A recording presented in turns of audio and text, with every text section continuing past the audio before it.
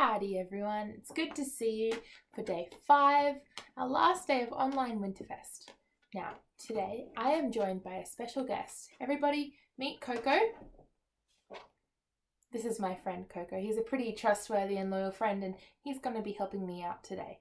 Today we're going to learn the last bit of our story about how God saved his people, the Israelites.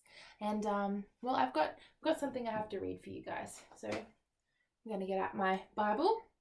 And so the Israelites have been saved from the Egyptians. God's taken them out of Egypt. He parted the Red Sea to let them escape. And now they've been camping in the desert for 3 weeks. And so this is what happened. Moses went up to God. The Lord called out to him from the mountain, and he said, "Here is what I want you to say to my people who belong to Jacob's family. Tell the Israelites, you have seen for yourselves what I did to Egypt. And you saw how I carried you on the wings of eagles and brought you to myself. Now, obey me completely. Keep my covenant. If you do, then out of all the nations you will be my special treasure. The whole earth is mine, but you will be a kingdom of priests to serve me. You will be my holy nation. That is what you must tell the Israelites." So Moses went back. He sent for the elders of the people. He explained to them everything the Lord had commanded him to say. All the people answered together. They said, "We will do everything the Lord has said." So Moses brought their answer back to the Lord. Whoa.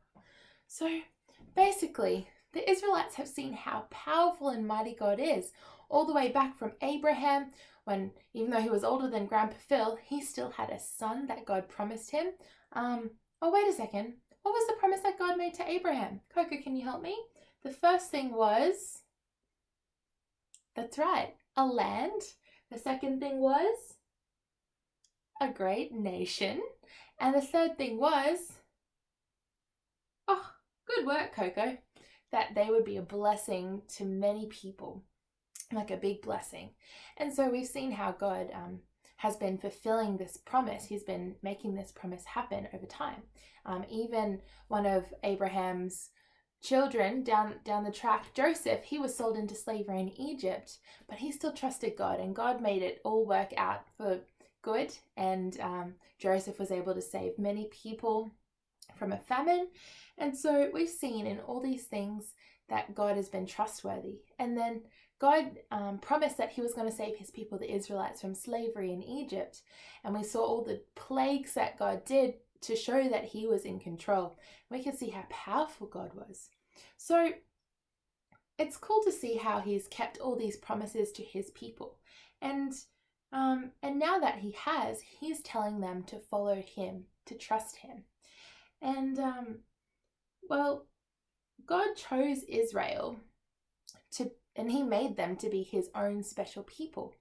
And he's even proven himself to be trustworthy and powerful. And so, they decide to follow God. That's the only right response that we can make to a God who is so powerful and trustworthy. I think that sounds like a good decision. Don't you think, Coco? Yeah. So God is the one person who actually does keep his promises. I think you guys will have seen in the drama that, Cordelia didn't really keep her promises to the town. She's not a trustworthy person. So if people were to follow her or vote for her, that wouldn't be a good decision. But following God is always a good decision. And so we must be people who know who to follow, right? And only one person in all of history who does this is God. And so, therefore, we should also probably follow God, don't you think? Don't you think, Coco? And if we do, we are made to be God's special people. And we can trust him. So, but I don't know. I still feel like sometimes I don't perfectly follow God. What about you, Coco? That's right. And the Israelites didn't perfectly follow God either. Right after they made this promise to God that they would obey him and follow everything that he said, they completely forgot all that. And Moses was gone up the mountain for another couple of days. and they made an idol, a golden calf to worship because they'd forgotten about the one true God who had done all these mighty works and saved them. And so, I mean, that was pretty bad, but God is still going to keep his promises even though we don't. And so we can trust that God will keep his word, and he is still trustworthy even though we're not trustworthy. And so I want you guys to think. We learned about our problem of sin, and we learned about how God sent Jesus to save us from our sin.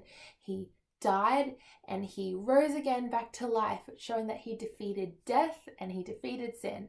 And so I think it probably means that we should be following God. But I think we'll learn a little bit more about that a bit later. So thanks for listening, and I'll see you guys next time.